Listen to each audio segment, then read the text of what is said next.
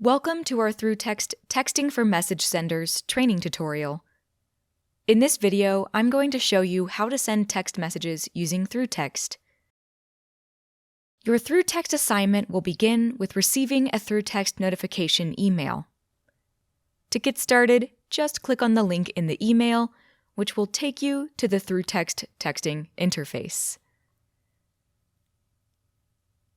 Once you get logged in, you'll see your assignment, including how many messages remain to be sent and the send-by date, which is your deadline for sending them. Once you click into your assignment, there are three main sections to the ThruText interface. On the left side, you'll have a list of the contacts you'll be texting. In the middle is where your conversations are going to take place, including the message creation window where you can type what you're going to send to your contacts.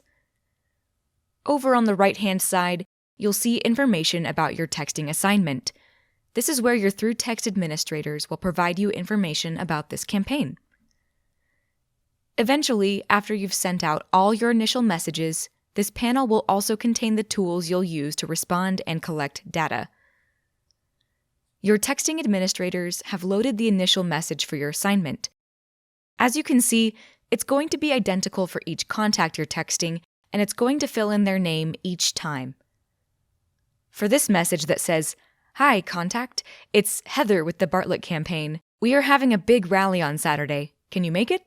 I'm going to go ahead and send each of these messages.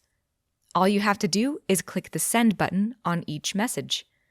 The recipient will receive it just like any other text message on your phone. When you're done sending your initial messages, it will say Inbox 0. Good job! You've cleared your assignment. Now you'll be notified via email if you receive any new replies. Some responses will come right away. Some will come over the next few hours. And sometimes a recipient won't respond for a few days. Here we have our first responses. You have the ability to sort them by unread, recent, A to Z. You can see on the right side that our new tools have shown up, including tabs for surveys and replies. The Surveys tab houses our survey questions, which is how you record data on your contacts. Next to it, we have the Replies tab. There are two types of replies: My Replies, which are written by you, and Recommended Replies, which are written by your admins. I should also note here there are two types of recommended replies. There are campaign-specific recommended replies, which are just for one campaign, and there are also global recommended replies, which are used for all ThruText campaigns in the organization's account. On the left side, you can see that there's a blue dot next to your contacts' names. The blue dot indicates that the recipient was the last person to send a message in the conversation, which usually means you should respond by answering questions they have or by wrapping up the conversation. For example, Alexandra has said, "Sure, what time?"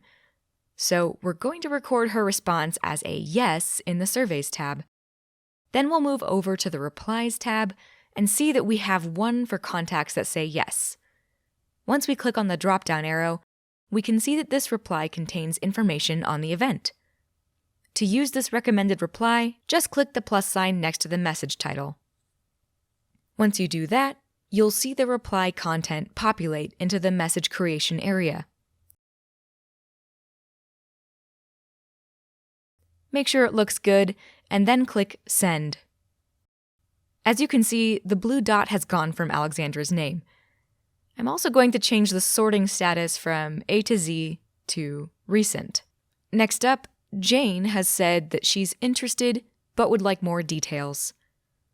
We'll record her as a maybe and then jump over to our Replies tab.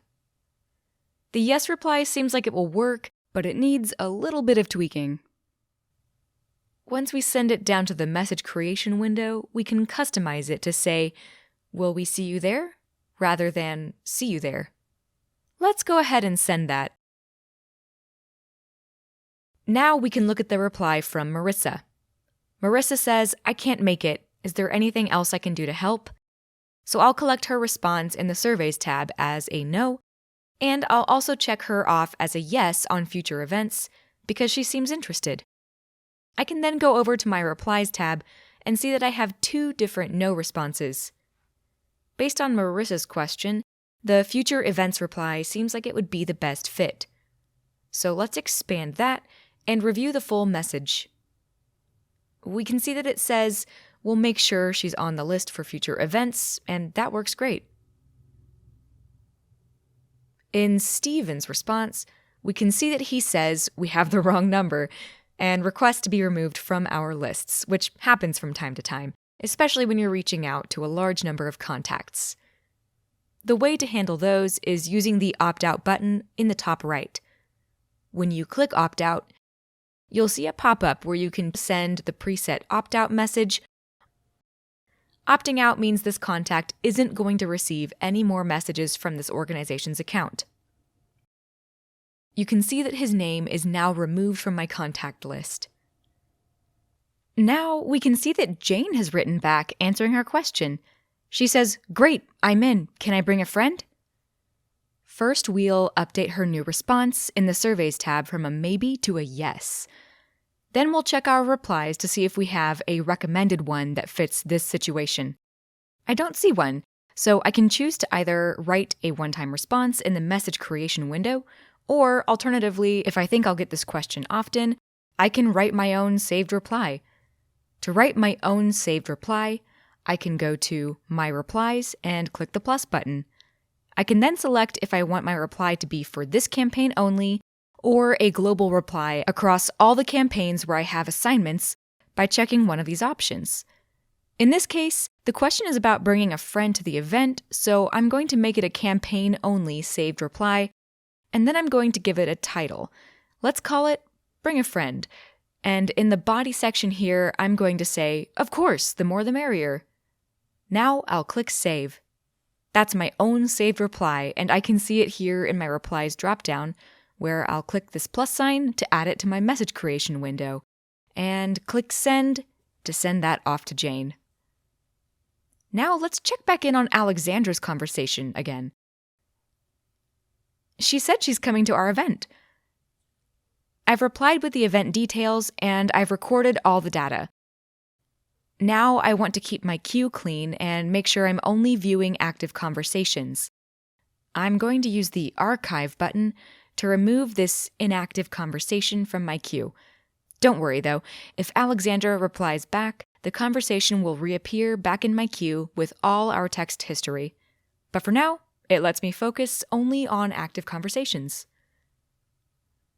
Let's talk for a moment about the device you'll use to access your ThruText assignments.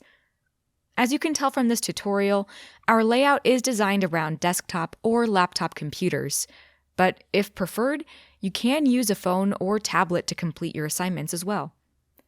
ThruText can be used on any phone or tablet device, either iOS or Android. Everything will be there, just resized to a mobile-ready view. And you can use your device's web browser. No need to download an app. So those are the basics of sending messages in ThruText.